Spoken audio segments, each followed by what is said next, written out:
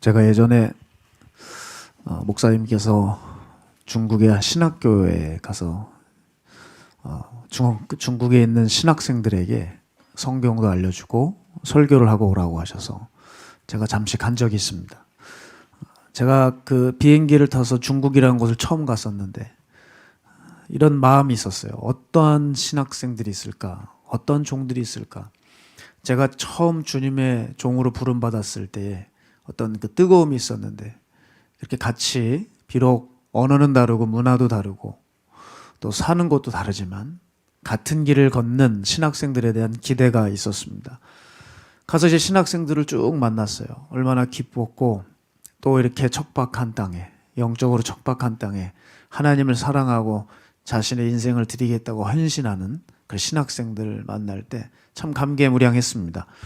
그래서 그 신학생들과 함께 성경을 나누고 집회를 하면서 시간을 좀 보냈는데 그 공동체가 있었어요. 신학생들이 이렇게 함께 사는 공동체에 유독 제 눈에 띄는 분이 있었습니다. 제가 그곳을 나올 때까지, 떠날 때까지 제 시야는 신학생들도 있지만 그 신학생들보다는 항상 그분에게 저는 시선이 머물렀어요. 이분은 창고 같은 곳이었어요. 그 창고 같은 곳에 혼자 사시는 할아버지셨습니다. 그리고 그 안에 들어가셔서 우리 마가야다락방교회 박현식 전사님처럼 하루 종일 기도하시는 할아버지였습니다. 그런데 이분의 인상착의는 좀 특이했어요. 늘 반팔 런닝만 입고 계시는 거예요. 반팔 런닝만. 그리고 주일이 되면 그냥 가까스로 살이 보이지 않도록 옷을 걸치고 오는 정도였습니다. 그렇게 지켜보다가 제가 궁금했어요. 저분은 왜 늘 저렇게 반팔 런닝 셔츠만 입고 계실까? 그래서 그분께 여쭤봤어요. 뭐라고 이분이 답을 하시냐면, 물론 저는 알아들을 수 없었습니다. 옆에 있는 분이 통역을 해주셨는데, 내가 옷을 여러 개 입고 하면 하나님 사랑하는 마음을 뺏길까 봐 자기는 옷을 입지 않는데요. 한국에서 자기를 위해서 옷을 보내줘도 이것을 입지 않고 늘 그렇게 반팔 런닝으로 사신다고 하시더라고요. 제가 얼마나 충격과 함께 감동이 됐는지 모릅니다. 그러면서 부끄러웠어요. 이분은 평생 독신으로 살아오신 분이었습니다. 그렇게 하나님 사랑하고 싶고 다른 것에 마음 빼앗기고 싶지 않아서. 그때부터 저는 한국으로 돌아올 때까지 되도록이면 그분과 함께하고 싶었고 제 마음의 속에 담가둔 그런 기도 제목들을 그분에게만 나누고 그냥 이렇게 통역도 하기 좀 그렇잖아요. 손짓 발짓 하면서 제 마음을 이렇게 얘기했던 적이 기억이 납니다. 설교를 이렇게 할 때였어요. 그러면 앞에서 통역을 하고 좀 뒤늦게 아멘 아멘 할 거 아닙니까? 그러나 주님이 함께해 주셔서 참 뜨거웠던 집회였어요. 그런데 이분은 어떤 분이었냐면 가장 좋은 노른자 자리는 다른 사람들에게 다 양보를 하고 예배 때 보면 이분은 안 계세요. 어디가 계시지? 하면 저 뒤에 역시 또 창고 같은 곳에 이렇게 고개를 내밀고 혼자 의자에 앉아 계시는 거예요. 그런데 이 예배를 드리면 드릴수록 깜짝 놀란 것이 있습니다. 이렇게 설교자들에게 임재가 임하는구나. 설교할 때 제 자신에게도 감동이 오는 때가 있거든요. 그런데 이상해요. 신학생들도 다 열심히 예배를 드리지만 어떤 신학생들은 솔직히 자는 애들도 있었어요. 그런데 제가 마음이 뜨거워짐과 동시에 저분을 얼른 슬쩍 봤더니 성령님의 임재를 느끼고 있는 거예요. 혼자 그렇게 울고 계시고 저랑 동일하게 모든 예배 때 함께 하시는 성령의 임재를 공유하며 누리고 계신 겁니다. 정말 깜짝 놀랐어요. 주의 종으로 헌신하겠다고 하는 아이들도 있었지만 그 아이들도 귀하지만 그 할아버님은 더 귀했어요. 제가 이제 그 사역을 다 마치고 떠나올 때쯤에 저를 많은 분들이 반겨주셨는데 그 할아버지는 우리가 말이 안 통했지만 서로 마음이 통했던 모양이에요. 사람은 영적인 존재라 내가 당신을 좋아하는지 아는 거죠. 우리 말은 안 통하고 몇 번 얘기를 못 나눴지만 제가 떠날 때도 차를 타고 떠날 때 끝까지 나와서 제가 그분의 시야에 제 시야에 그분이 보이지 않을 때까지 그분은 그렇게 손을 흔들어 주셨어요. 그렇게 그분을 뒤로 하고 떠나왔는데 그렇게 그 차 안에서 그렇게 울컥하고 제가 하나님께 기도했습니다. 하나님, 저도 저분과 같이 하나님을 좀 사랑할 수 있는 마음을 제게 주십시오. 그리고 늘 그렇게 혼자 중국에 있는 그 할아버지를 위해서 기도하고 있었습니다. 저는 이번 성탄을 맞는데 유독 생각나는 분이 바로 그분이에요. 이게 제가 전도사 때 이야기니까 벌써 한 10여 년이 돼가는 것 같아요. 어느새 벌써 이렇게 시간이 흘렀어요. 이런 생각이 들었습니다. 이분 지금 살아계실까? 만약 이분이 살아계신다고 한다면 이분에게 이 성탄은 눈물 나는 시간이겠구나. 왜냐하면 다른 사람 모르겠지만 저 이분에 대해서 확실히 얘기할 수 있어요. 이분에게는 주님이 실제적인 사랑이었습니다. 실제적인 사랑. 여러분, 누군가를 애타게 기다려 보신 적이 있으신가요? 그 대상을 만날 날만 손꼽아 기다리고 평일에 그 상대를 만나기 위해 항상 생각하고. 여러분, 그 젊은 날에 그런 시절들이 있었지 않습니까? 저도 돌아보면 우리 아내에겐 좀 미안하지만 초등학교 때가 참 순수하고 깨끗한 짝사랑이었던 것 같아요. 그렇게 짝사랑이었어요. 짝사랑은 슬픈 겁니다. 근데 그 사랑이라는 감정을 가지고 있다는 게 참 너무 주님께 감사한 것 같아요. 그렇지 않아요? 사랑이라는 감정이 없다면, 그것이 없다면 그 인생이 얼마나 무미건조할까. 누군가를 정말 사랑해 본 적이 없다면 참 불쌍한 인생이 있구나, 이런 생각도 듭니다. 제가 제 자신을 볼 때 그런 의미에서 부족한 것이 많지만 그래도 제 신앙이 아직 죽지는 않았다고 확인하는 부분이 어디냐면, 저는 제가 보내는 이 1년 중에 성탄을 가장 기다립니다. 제 생일을 기다리는 게 아닙니다. 저는 생일은 관심도 없어요. 제 가장 손꼽아 기다리는 날은 성탄절이에요. 그래서 이 성탄절 때문에 저는 겨울을 좋아했던 것 같고 항상 성탄을 기다렸습니다.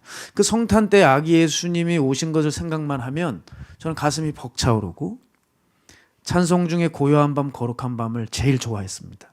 사실 저는 6월에도 뜨거운 태양빛이 비추는 8월에도 저는 혼자 이 찬송가를 불러요. 특히 어느 대목에서 그렇게 마음이 감동이 일어나냐면 마지막 절입니다. 고요한 밤 거룩한 밤 주 예수 나신 밤 그의 얼굴 광채가 세상 빛이 되셨네. 왕이 되셨도다. 왕이 되셨도다. 아직도 그렇게 가슴이 벅찹니다. 사실 성탄이 되면은 설교 때 제가 하는 기도가 있어요. 매년 눈물이 흘렀던 것 같아요. 참, 왜 그런지는 모르겠어요. 그래서 아직은 내가 주님을 사랑하는구나, 이런 생각을 합니다. 그래서 제가 어릴 적 교회를 다닐 때 가장 설레었던 때는 새벽송을 돌 때였어요. 그러니까 제 어린 추억에는 각 교구마다 그 교회에 사람들이 모이셔서 사람들이 두껍게 옷을 입으시고 각 가정마다 이제 새벽송을 돌 그 가정을 정한 다음에 각 가정에서 정성스럽게 준비한 박스를 하나씩 꺼내놓죠. 거기에는 음식도 있고 여러 가지들이 있었습니다. 전 지금도 이렇게 그때를 생각하면 너무 좋아요. 그런데 어느 날 보니까 요즘 분위기가 새벽송 문화가 다 준 것 같더라고요. 새벽송을 도는 교회를 본 적이 없는 것 같습니다. 그렇게 어렸을 때는 성탄 이브를 넘어 성탄절을 맞이하는 그 새벽이 되면 몇 교회들에서 가정마다 불러주는 찬송가를 제가 잠결에 들으면서 그렇게 행복했던 때가 있었어요. 그래서 저는 목회를 하면서 성탄절을 맞이하는데 새벽송이 다 죽었기 때문에 제가 지난 교회에서도 우리가 새벽을 다시 한번 깨워보자. 요즘 너무 사회가 개인주의가 되어버렸기 때문에 서로들 가정을 배려하느라 새벽송도 지나친 배려를 상대하게 하는 바람에 새벽송도 하지 않아요. 그래서 제가 꼭 하고 싶어서 우리 교인들과 함께 그렇게 새벽송을 돌았습니다. 제가 여기 부임하고 난 후에 지금 첫 성탄절을 맞이하는데 지금 뭐 다락방 성전도 없고 갈 곳도 없어서 사실 새벽성을 준비를 못했지만 제가 내년에는 여러분과 좀 꼭 하고 싶어요. 각 숲별로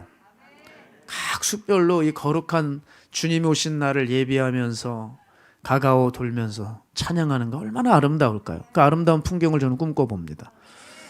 제가 아직도 기억이 나는 것은 지난 교회에서 할머님들 팀이 있었어요. 할머님들 팀.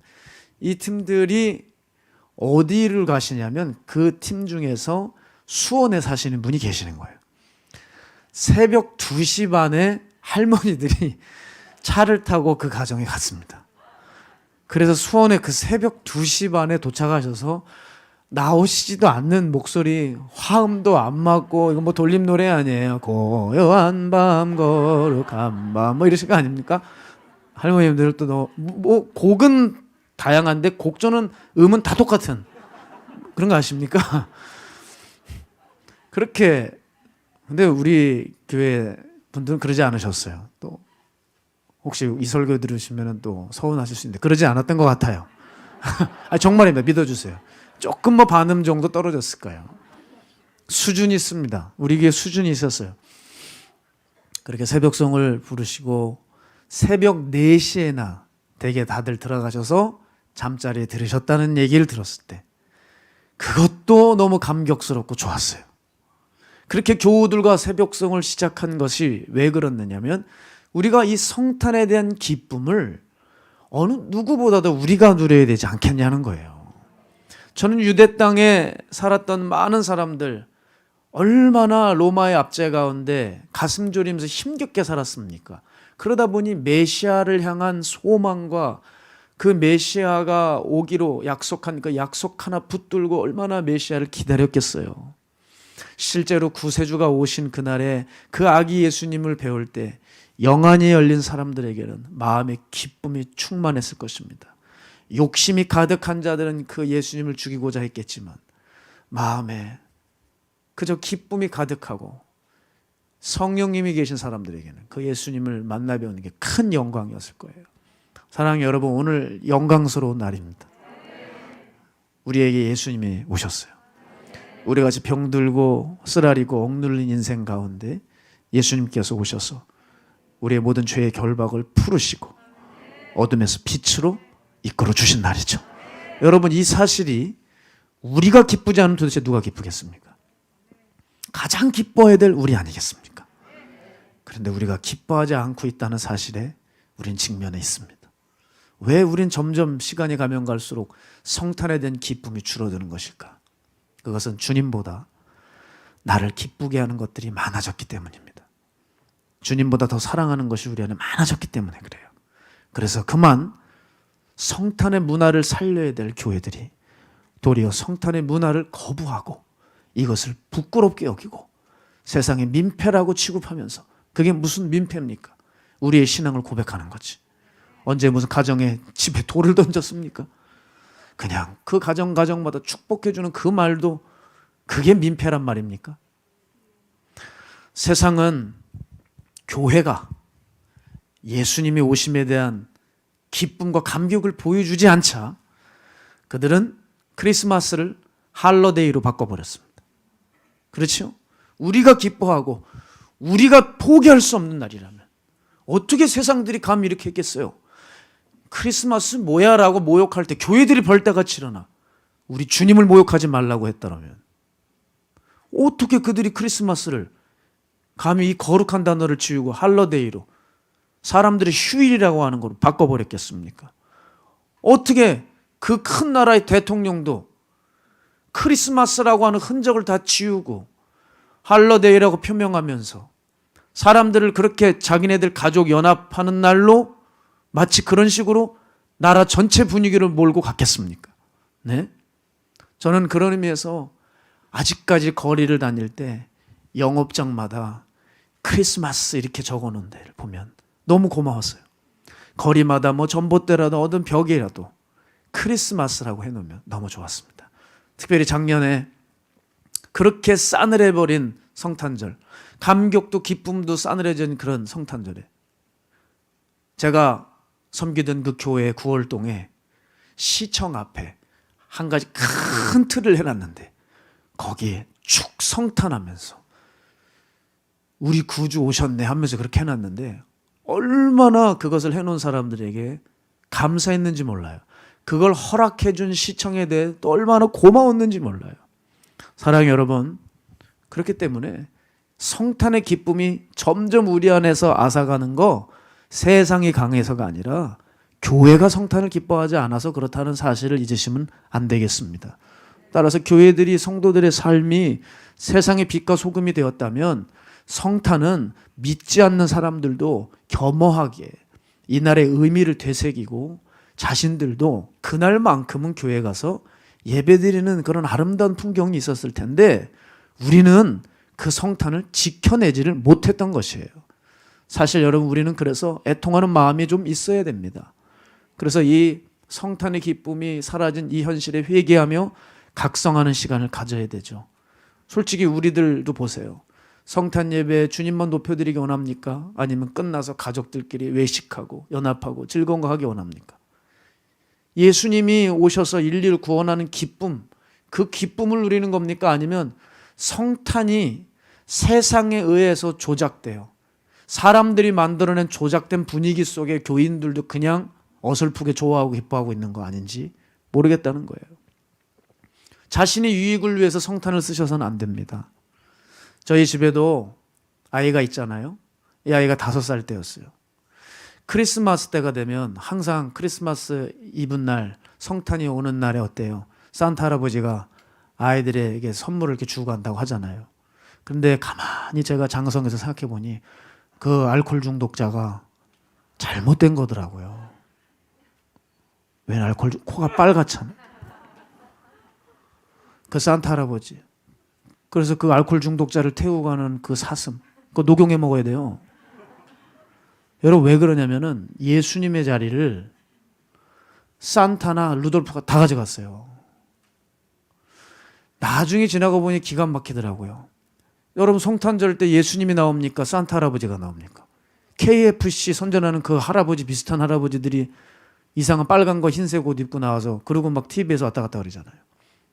저도 어릴 때는 몰랐는데 가만 보니 성탄절의 주인이 예수님이 아니라 산타더라고요. 그래서 제 아이에게 가르치고 싶었어요. 그래서 선물을 주셔도 예수님이 너에게 주실 거야. 산타가 아니야. 그랬어요. 근데 그걸 듣고 있던 아내가 이렇게 얘기해요. 아니, 뭔 선물을 받아요? 아니, 우리도 생일이면은 우리가 선물을 받지 생일자가 선물을 줘요? 애가 예수님께 선물을 드려야지 지가 왜 받아요? 그러더라고요. 한술 더 떠요. 그래, 당신 말이 맞다. 아니, 나는 그게 아니라 이제 산타가 잘못됐다는 걸 얘기하는 거다. 맞아요. 그렇잖아요. 가만 생각해 보면. 아니, 생일 주인이 예수님인데 왜 예수님이 우리한테 선물을 줘야 돼요?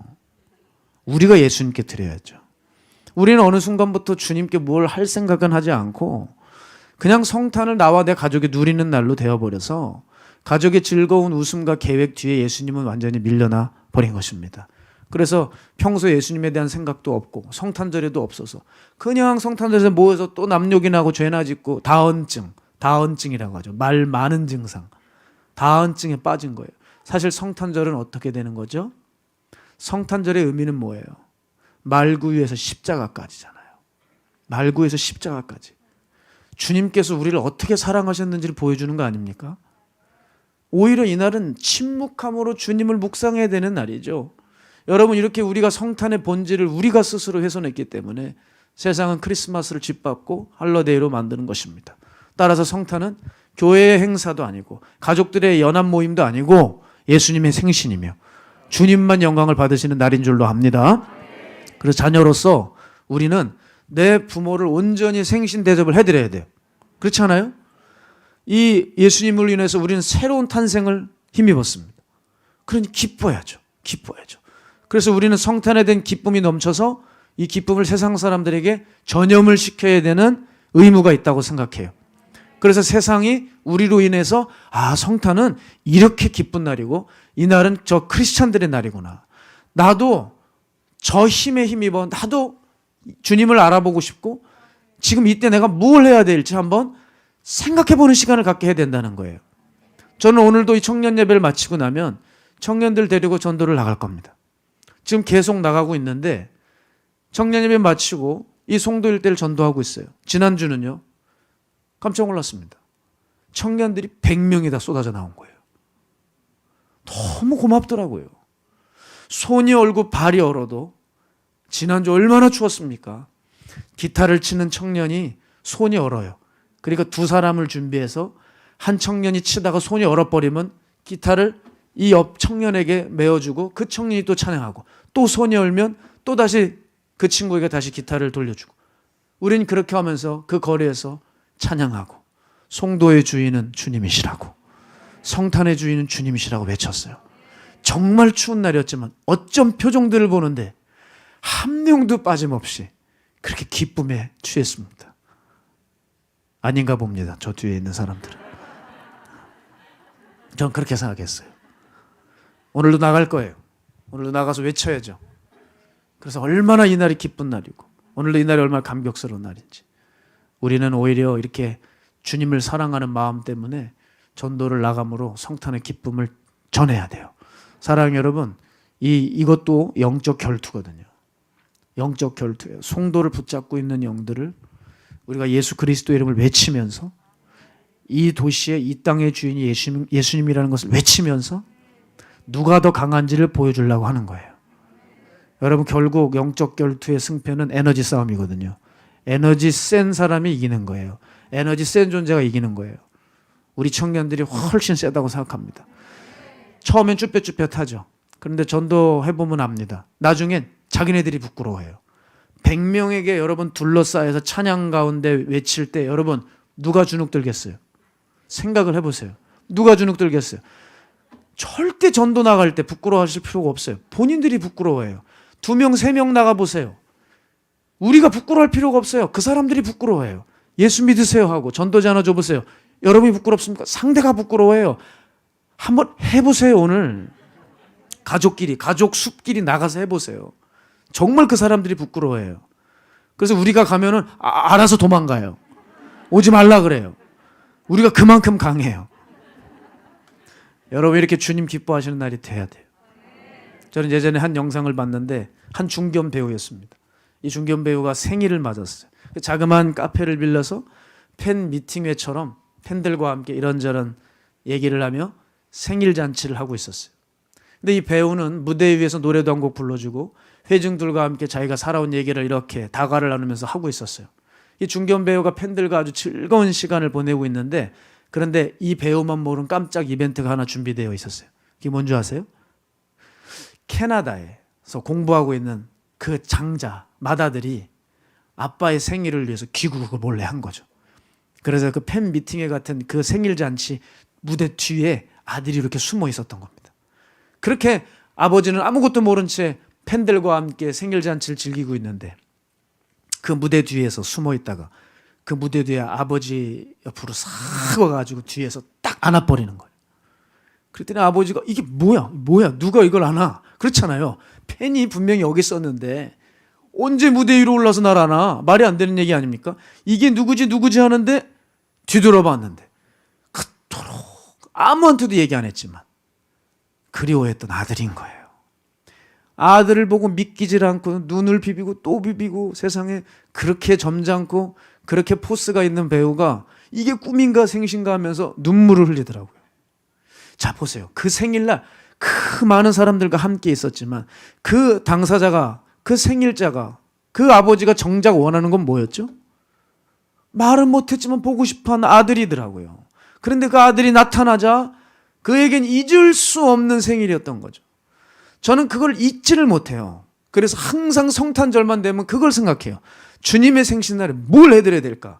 적어도 이날만큼은 나를 위해서 절대 살지 말아야 되겠다. 내가 좋아하는 것 말고 아버지 좋아하시는 거 해드려야 되겠다. 그게 바로 하나님의 자녀. 그게 바로 신부답게 살아가는 날이라는 것이죠. 특별히 이 말씀이 저는 떠올랐어요. 이거죠. 요한복음 13장 34절에 35절입니다. 우리 함께 읽어볼까요? 시작. 새 계명을 너에게 주노니 서로 사랑하라. 내가 너희를 사랑한 것 같이 너희도 서로 사랑하라. 너희가 서로 사랑하면 이로써 모든 사람이 너희가 내 제자인 줄 알리라. 예수님께서 가장 듣고 싶어 하시는 말이 뭘까요? 사실요, 오늘 우리가 예배를 드리고 성탄의 기쁨이라고, 성탄에 대해서 기뻐해야 된다고 배워서 그저 기뻐하는 그 모습을 보이고 사는 하루, 그것보다도 주님께서 원하시는 것은 우리의 뒷모습을 보고 세상이 저기 예수님의 제자 간다, 저들이 가면 세상이 달라진다, 이 말을 예수님이 가장 듣고 싶어 하지 않겠습니까? 저도 성찬을 준비하면서 나름대로 애를 썼습니다. 전 최근에 제 사역 중에서 가장 아름다웠던 사역이 뭐였냐? 노숙인의 센터를 마련하는 것이었다고 생각해요. 이제 동인천 사역팀이 있습니다. 우리 교회 장리아 선교사님, 또 강한수 형제님이 최선을 다해서 노숙인들을 섬겨요. 그런데 그들이 예배할 장소가 마땅하지 않은 거예요. 항상 저에게 이런 얘기를 했거든요. 그래서 목사님과 함께 대화하면서 그 예배터, 그들이 식사하실 수 있는 그곳을 마련해야 되는 거예요. 그래서 힘을 내어 그런 곳들을 알아보고 이제 한 곳 한 곳 그곳을 이제 제가 찾아가 보는 거예요. 참 목사님 말씀 들어서 알겠지만 제 마음은 이 귀한 노숙자들에게 가장 아름답고 정말 깨끗한 곳으로 저는 이끌고 싶었어요. 그런데 제가 어디라고 말씀드리면 안 되겠는데, 그러니까 동인천 어디에 가면 깜짝 놀랐습니다. 한 건물 하나가 난 거예요. 야, 여기서 들어가서 노숙인들이 쾌적한 공간에서 식사하시고 또 씻으시고 성경도 배우시고 이걸 하면 얼마나 좋을까. 제가 얘기를 안 하려고 그랬는데 목사님이 2부 때 말씀을 하셨으니까 저도 그래서 얘기를 하는 거예요. 그냥 아유, 너무 비싼 거예요. 야, 이걸 어떡하지? 목사님과 함께 대화하다가 돈이 엄청 들어가는 거예요. 그런데 그렇게 아쉬운 거예요. 지금도. 아이고, 그 결국엔 세상 사람이 가져갈 텐데, 우리 가장 귀한 분들이 쓰셔야 될 텐데. 또 한 군데를 봤습니다. 정말 귀신의 집이에요. 문도 안 열려요. 문도 안 열려. 힘을 내서 열어. 그것에 들어가면 이미 완전히 문드러진 그런 곳이었어요. 이렇게 보니 방은 저렇게 있고 이것저것 있지만 너무 오래되어서 형광등도 다 떨어져 있고 악취가 나고, 도대체 이게 언제적 건물인가, 80년대인가, 구두를 파는 곳이었던 모양이에요. 그렇게 구두에 대한 그 정보가 벽에 이렇게 붙어 있는 곳이었습니다. 그렇구나. 고민이 많았어요. 주님께서 어떻게 인도를 해 주실까? 지금도 잘 모르겠어요. 지금도 모르겠어요. 여러분, 왜냐하면 주님이 이날에 가장 기뻐하시는 것이 뭘까 우리는 생각하면서 그 일을 해드려야 되니까요. 사실 우리가 잘 살아야 돼요. 성탄 때 우리가 잘 살아야 돼요. 그래야 주님께서 정말 기뻐하세요. 이게 무슨 얘기냐면 신랑의 눈에는 신부만 보여요. 신랑은 오직 신부만 찾게 되어 있어요. 우리 남편은 안 그런데요. 여러분, 아니에요. 정말 그러지 마세요. 정말 설교 모든 분위기가 깨게 그러지 마세요. 수많은 인파들이 있는 연회장이 있습니다. 남편이 많은 지인들과 인사를 나누고 식사도 하고 교제를 해요. 그런데 여러분, 여러분의 남편을 몰라서 그래요. 그러나 찾아요. 누구를요? 내 아내를요. 신부들을 찾아요. 집에 갈 때는 그래서 꼭 와이프 찾는 거예요. 같이 가잖아요. 여러분, 복잡한 분위기가 펼쳐져도 이 속에서 얼마나 많은 사람들이 술을 먹고 싸우던 집에 갈 생각이 없고 그것과 관계없이 그들은 그들이에요. 신랑 눈에는 오직 신부만 보이고 신부를 찾습니다. 그래서 신부를 찾은 신랑은 재촉해서 신부와 함께 행사장을 빠져나올 수밖에 없어요. 결국엔. 전 주님도 마찬가지라고 생각합니다. 지금 이 땅에 성탄을 맞이하는 수많은 지구촌의 사람들이 있습니다. 엄청 북적북적 될 거예요. 정말 정신 사나운 일들이 바로 지금 이날 전날 크리스마스 이브라고 해서 얼마나 진탕 더럽게 죄들을 졌겠습니까? 정신 사나운 일들 많지만 주님은 사실 그들 때문에 가슴 아프다고 생각하지 않아요. 주님의 마음을 더 아프게 하는 건 뭔지 아세요? 신부들이 신랑을 찾지 않고 세상과 혹은 다른 남자와 노는 이중적인 영적인 양다리를 걸친 그 신부를 보면 굉장히 가슴 아파하실 거라는 겁니다. 주님의 눈에는 선택받은 신부들만 먼저 보일 것이기 때문에요. 따라서 여러분, 오늘 우리 자신을 주님 앞에 드리는 연습을 해야 돼요. 저는 이렇게 늘 기도합니다. 오늘도 이런 기도를 할 것 같아요. 오늘 성탄절이라서 주님이 기쁨이 아니라 매일매일이 성탄이 되는 삶을 살아가 보자고요. 제가 그렇게 살아서 이 말 하는 게 아니에요. 전 너무 못해요. 아주 미쳐버리겠어요, 정말. 그런데 같이 해보자고요. 고해 한번 거룩한 밤을 3월에도 부르고 4월에도 부르고 5월에도 부르고 1년 내내 불러가면서 왕 되신 주님을 우리의 삶에서 매일 성탄으로 모셔보자고요. 그게 우리에게 중요한 거 아니겠습니까? 그런 의미에서 나는 어떻게 하면 주님께 내 자신을 드릴 수 있을까 생각을 해봤어요. 초등학교 시절이 생각이 났습니다. 맞죠? 그때 내가 정말 순수했는데, 정말 순전한 마음으로 주님을 대했는데, 목사가 되었지만 지금도 꿈이 있어요. 소망이 뭐냐면 초등학교 때로 돌아가고 싶은 거예요. 그때 그렇게 왜 그런지 모르겠는데, 누가 알려주지 않았는데 그렇게 예수님이 좋았어요. 예수님이 좋았어요. 저는 교회에서 어른들과 새벽송을 쭉 돌고 나면 잠시 시간이 있으니까 그때 교육관이라는 곳을 갔습니다. 아주 작은 교육관이었어요. 왜 거길 갔냐면 이상한 마음이 어렸을 때 들었어요. 예수님이 혹시 거기 혼자 계실 것 같은 마음이 자꾸 드는 거예요. 그래서 교육관 현관문을 열었어요. 그러면 오래된 마루 바닥이 있습니다. 이렇게 하면 삐끄덕 소리가 나요. 날이 얼마나 추운지 그냥 이렇게 숨만 쉬어도 코에서 입김이 이렇게 뿜어져 나와요. 저 멀리에는 강대상에 십자가가 하나 걸려져 있고, 애였으니까 그 앞에 가서 기도 좀 하고 싶은데 그 앞을 못 가겠는 거예요.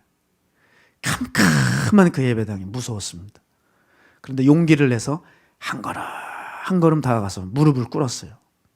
그러니까 조금씩 희미하게 보이던 십자가가 잘 보였습니다. 그때 아마 매년 이렇게 제가 기도를 했어요. 예수님, 저 진혁이에요. 생신 축하드려요. 예수님 생신 축하드려요. 늘 그렇게 기도를 했거든요. 어제도 저는 산에 올라가서 늘 하던 대로 항상 그렇게 산에 올라가 혼자 막 소리를 질렀습니다. 예수님 생신 축하드린다고. 그런데 좀 충격을 받았습니다. 제 자신에게 너무 충격을 받은 거예요. 이분 그걸 하고 있는데 속으로 무슨 생각하고 있냐면, 나 내일 설교 어떡하지? 큰일 났네. 오늘 저녁 9시까지 교회를 했거든요. 시간이 없는 거예요. 나 어떡하지? 주님 붙들어주세요. 그러면서 한심스러운 그런 성탄절을 보내고 있더라고요, 산에서. 나는 어느새 이렇게 죄가 떡지덕지 묻어버렸구나. 왜 이렇게 주님 앞에 온전히 마음을 들이지 못할까? 또 날이 추우니까 그냥 계속 부산스럽게 움직이면서 자꾸 시계만 보게 되는. 왜 이렇게 돼버렸을까? 저는 이런 생각이 들어요. 주님께서 제게 은혜를 부어주셨지 않았으면 난 아마 지옥을 갔겠다, 이런 생각이 들어요. 성탄절마다 항상 어릴 적이 생각나는데, 초등학교 때는 믿음이 좋았습니다. 그런데 점점 자라면서 신앙교육이 솔직히 온전하지 못했어요. 그러니까 저도 세상에 들어오고, 그러니까 교회를 다니면서도 노래방을 가는 거예요. 수련회를 갔다 오면서도 끝나면 친구들과 같이 가서 빨리 노래를 좀 했으면 좋겠다. 가요에 아주 그냥 쩔어 살았던 그런 시절이 있었습니다. 아무도 와서 제 신앙이 잘못됐다고 얘기한 적이 없었어요. 저는 아주 순수했던 신앙이었지만 시간이 자라면서 점점 변질됐어요. 저는 이렇게 얘기해요. 만약에 제가 그런 날에 차에 쳤다면, 만약에 차에 쳐서 죽었다면 난 지옥 갔을 거야. 그런데 주님의 은혜로 인해 저를 천국 보내시기 위해서 저를 종으로 불러주신 것 같아요. 그러니 여러분, 제게 있어 이 성탄은 어떤 의미겠습니까? 그 신앙으로 살다간 난 분명히 지옥이었을 텐데 하나님이 나를 건져주신 거예요. 여러분, 저는 그렇게 또 장성해서 성탄절만 되면 어떻게 하나님을 위해서 또 기쁨을 드릴 수 있을까? 마가의 다락방 성전에서 혼자 살 때였습니다. 그 성전에 들어가면 거기 강대상 앞에 우리 박 목사님께서 주님을 만나시던 그날에 빛났던 트리가 있듯이 그 트리가 반짝반짝 빛나요. 그럼 저는 항상 거기 트리 앞에 가서 옛날 어릴 적을 생각을 한 거예요. 내가 초등학교 때 여기 왔었었는데 이제는 장성에서 마가의 다락방에 와 있구나. 그 트리가 반짝반짝 빛나요. 항상 기도했던 것 같아요. 그 트리 앞에서 우리 목사님을 만나주시고 음성을 들려주셨던 것처럼 주님, 오늘이 저에게도 그날이 되게 하여 주시옵소서. 여러분 아멘 해주셔서 고맙지만 한 번도 없었어요. 트리가 너무 예쁘게 빛나고 있었습니다. 그런데 그때 한 가지 기도를 했어요. 하나님, 제가 죽는 해가 있었습니다. 그 죽는 날이 있었는데 그 죽는 날이 앞으로 계속되게 해주십시오. 제가 왜 이 말씀을 드리냐, 오늘 본문에 보면 예수님께서 오신 것은 죽으러 오셨어요. 이 땅에 죽으러 오는 사람이 어디 있어요? 대부분 살려고 하지. 내가 온 이유는 섬김을 받으려 함이 아니라 제물이 되기 위함이라고 하셨습니다. 저는 제 목회 가운데, 제 인생 가운데 가장 큰 교훈 중에 하나가 있다고 하면 바로 이 구절이에요. 내가 이 삶을 살 수 있도록 최선을 다해서 노력을 해야 되겠다는 거예요. 여러분 생각해 보십시오.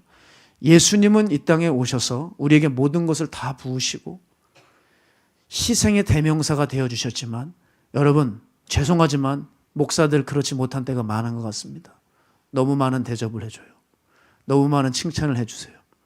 삶을 어떻게 사는지 모른 채 단에서 설교하는 것만 보고 판단하고 할 수 있어요. 그러나 알거든요. 말도 안 되는 거예요.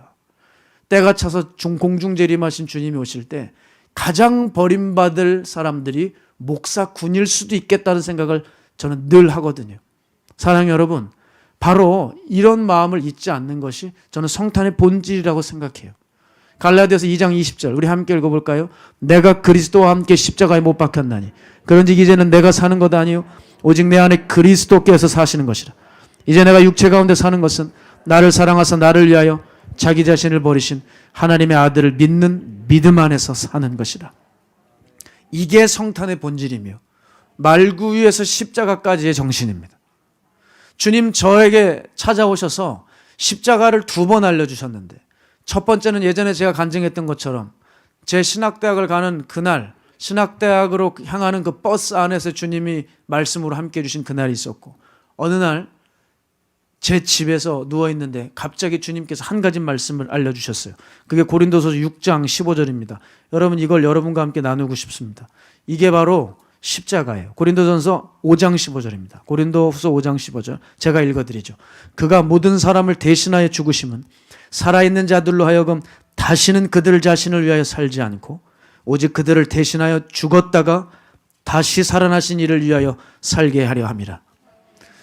많은 사람들이 저에게 신앙이 뭐냐고 영성이 뭐냐고 물으신다면 저는 이렇게 얘기하고 싶어요. 고린도서 5장 15절에 있다고. 나 죽고 예수 사는 겁니다. 영성 이것 말고는 없어요. 영성에 대해서 복잡하게 많은 공부하고 배운 사람들, 신학자들 이런 얘기하지만 여러분 다 쓸데없는 얘기입니다. 진정한 영성은 나 죽고 예수님 사는 겁니다. 정말 그리고 그 삶을 살게 되면 이제 어떻게 되느냐? 다시는 그 예수님을 누추한 말발굽이나 황량한 십자가로 보내는 게 아니라 내가 말밥통에 들어가고 내가 십자가에 달리는 일이 있어야 되는 것입니다. 여러분 저는 이게 정말 제 소망이 되기 원해요. 제가 이번에 너무나 감사한 일이 있어요. 어느 기도하는 사모님이 저에게 이런 꿈을 꾸셨다는 거예요. 목사님이 단에서 설교를 하는데 십자가에 달려서 설교를 하더래요. 그런데 그렇게 행복해한 모습으로 설교를 하더래요. 얼마나 감사했는지 몰라요. 아유 그런 거 개꿈이에요. 목사님 그런 거 믿지 마세요. 아니요. 저는 그 카톡 하나를 받고 그렇게 마음에 기쁨이 있었어요. 왜냐하면 그렇게 되길 원하니까. 좀 제발 너를 위해서 사역하지 말고 네 영광을 위해서 뭔가 하지 말고 제발 낮아지고 천하게 바닥에서 밑에서 뒹구르면서 황량한 십자가 네가 올라가고 누추한 말발굽 거기 말밥통에 네가 좀 들어가고 예수님께서 그토록 원하시는 종의 모습이 되면 얼마나 좋을까. 십자가에 달려서 설교한다고 끔찍한 일이죠. 여러분 솔직히 끔찍한 일이 아닙니까? 달리고 싶겠어요? 그러나 그게 우리들이 걸어갈 길인 것을 주님께서 알려주셨지 않습니까? 오늘도 마음의 문을 이렇게 두드리시는 거예요. 이 날에 나는 도대체 어디 있니? 너희들의 마음에 있니? 너희들의 시간 속에 있니? 너희들의 예배당에 있니? 여러분, 성탄의 주님은 어디 계실까요? 놀랍게도 지금 내 마음의 태도에 따라 주님이 내 안에 계시고 주님이 함께 하실 수도 있고 주님을 오히려 내쫓아버리고 다시 십자가에 못 박을 수도 있어요. 사랑하는 여러분, 주님은 2000년 전에만 우리에게 오신 것이 아니라 오늘 이 시간에도 성령을 통하여 함께하고 계신 줄로 압니다. 이제 주님이 여러분을 향하여 문을 두드리는 소리를 들으셔야 돼요. 이런 날 굉장히 춥잖아요. 상상을 해보세요. 저는 이런 상상을 해요. 주님이 만일 이 추운 날 떨고 계시면 어떡할까? 나의 모진 욕심과 나의 탐욕과 나의 나됨을 버리지 못해서 이 날에 주님께서 모질게 밖에 내쳐주시면 어떡할까? 사랑하는 여러분, 우리가 오늘 이곳에 예배를 드리고 있지만 앞으로 여러분 오늘 하루를 어떻게 사실지 모르겠지만 부디 성탄의 주인 되신 그리스도를 그리스도답게 모셔주시고 신부의 자격을 갖춰주셔서 이제는 초림 예수님이 아니라 다시 오실 재림 예수님을 등불에 기름 준비하면서 그 예수님 맞이하기를 소망합니다. 제 얘기하고 말씀을 마치죠. 저는 종이 되었지만 사실 요즘처럼 괴로운 때가 없어요. 마가의 다락방 교회를 맡겨주시고 교회를 세워가라고 하는 특명이 주어졌지만 교회는 세워가는 것 같지만 제 자신은 오히려 무너져 내리는 것 같아요. 왜냐하면 여러 부분 제 안에 괴로움이 많습니다. 이때 저는 이것을 어떻게 극복할 수 있을까 했을 때 바로 딱 그거예요. 말구 위에서 십자가까지. 저는 이 말을 할 자격이 없을 정도로 너무나도 연약하고 솔직히 말씀드리면 계속 매일 이런 얘기를 푸념같이 하는 것 같아요. 나는 목사가 되면 안 돼. 적어도 나는 되면 안 되는 사람이었어. 그게 아주 심각하게 들어요. 하는 얘기가 아니라 심각하게. 난 이런 마음으로 어떻게 성탄절을 맞이할 수 있을까? 나는 이 모양 이 꼴로 어떻게 주님의 십자가를 질 수 있을까? 저는 이런 생각이 들어요.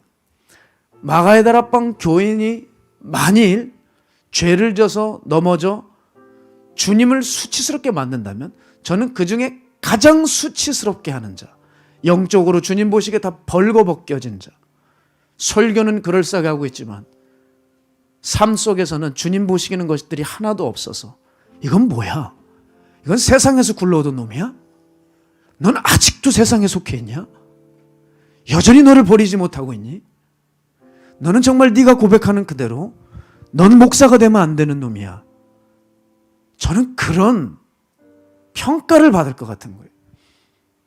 말구에서 십자가까지 기도하며 설교 제목을 지어봤지만 영락없이 제 가슴을 짓누릅니다. 사랑하는 여러분, 부족한 저를 위해서 또 기도해 주시고 이제는 우리의 삶이 예수님이 어떻게 우리에게 보여주셨는지를 보여준 삶이 있지 않습니까? 우리 그 삶을 다시 한번 되새기면서 걸어가 보시자고요. 교회는 세워가려고 하는 것 같지만 얼마든지 저 자신은 무너져갈 수 있다는 사실을 여러분 제 얘기를 빌어서 여러분 깊이 깨달으셔서 내가 어떤 봉사를 하거나 어떤 사역을 하거나 어떤 것이 흥황하게 일어난 것 같지만 천만에요. 주님이 그것을 보시는 것이 아니라 여러분 마음을 보시고 여러분의 중심을 보시지 않습니까? 중심을 무너뜨리는 어리석은 저와 같은 자가 되서는 안 됩니다.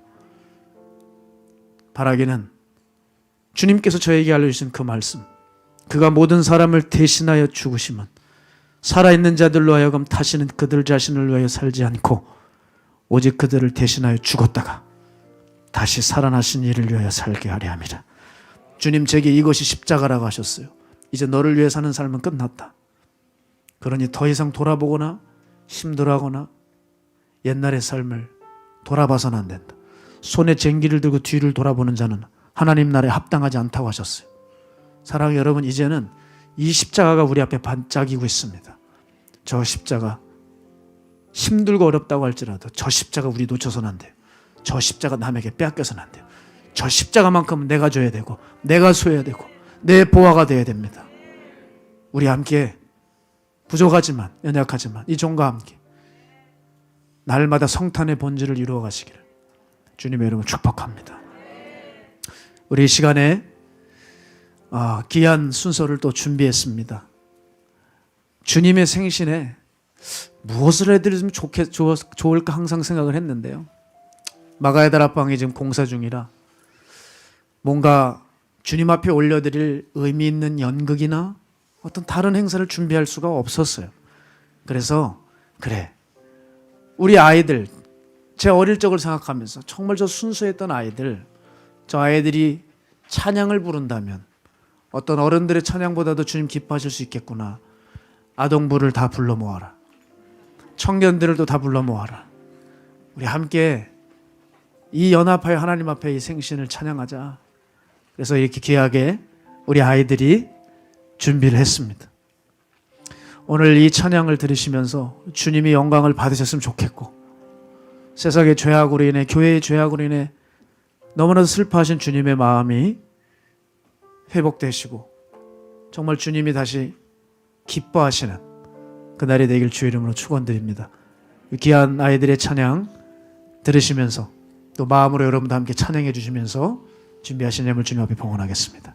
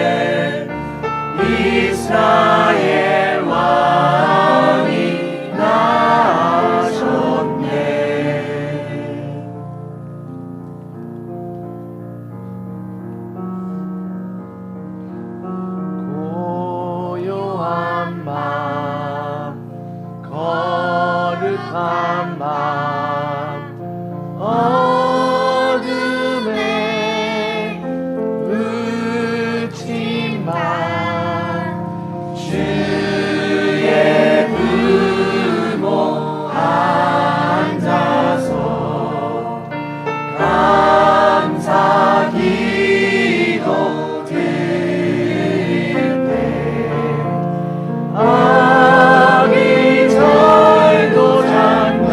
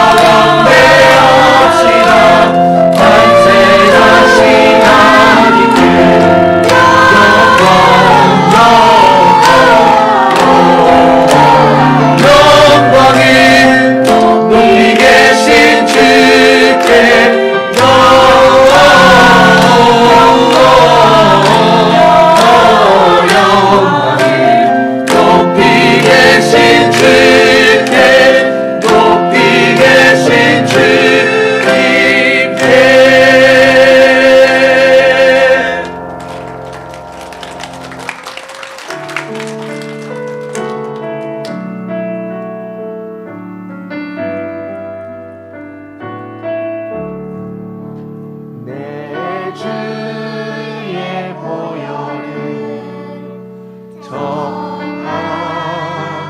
정하다 내 죄를 정케 하신 주 날 오라 하신다 내 주의 보혈을 정하고 정하라 내 죄를 정케 하신 주 날 오라 하신다 내가 주께로 지금 왔으니 십자가의 보혈로 날 씻어주소서 날 오라 하시니 온전한 믿음과 또 사랑함과 평안함 가주려 함이라 내가 주께로 주께 지금 왔으니 십자가의 보혈로 날 씻어주소서 내가 주께로 지금 왔으니 십자가의 보혈로 날 씻어주소서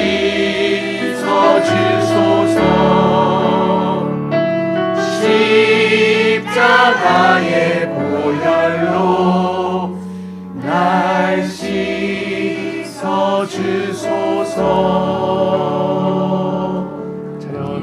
아멘. 할렐루야. 주님 앞에 큰 영광의 박수 올리겠습니다. 찬양 감사드립니다. 우리 드려진 예물 위에 봉헌하도록 하겠습니다. 살아계신 하나님, 주님의 날에 기쁜 우리들 되게 해주십시오. 교회에서 펼치는 잔치로 끝나지 않고 세상도 감격하고 감동할 수 있는, 성탄에 참여하고 싶은 자기네들도 교회에 들리지 않으면 견디지 못하는 그 뜨거운 열망이 생길 수 있는 그런 아름다운 교회들로 변화되기를 원합니다. 성탄의 본질을 훼손하고 성탄의 모양만, 현상만 추구하는 우리들의 교회가 이제 회개하여 말구에서 십자가까지 주께서 무엇을 이루셨는지를 깊이 깨달아서 오늘 그 일을 위하여 우리도 나름대로 순종하고 헌신하고 충성하여 그 무엇보다도 내 마음의 중심을 주님 앞에 드릴 수 있는 우리들 되게 원합니다. 성탄절에도 차갑고 냉정한 차가운 종이 집에 넣지 않게 하시고, 하나님 우리에게 당신의 아들을 십자가에 달게 하신까지 이토록 사랑하신 그 은혜에 감격하며 이제 내가 나를 위해 죽으시고 다시 사신 그 예수님을 위해 살기로 결단하는 삶의 예물이 주님께 봉헌되게 하여 주옵소서. 주님 또한 이 예물은 아프리카 난민들을 위해서, 노숙인 쉼터를 위해서, 이 땅에 죽어가는 영혼들을 위해서 전액 쓰여질 예정입니다. 하나님, 생명을 살리는 그곳에 사용되어 하나님의 뜻을 이루어 가시고 하나님만 영광을 받아 주시옵소서. 살아계신 예수님의 이름으로 축복하고 기도드렸습니다. 아멘.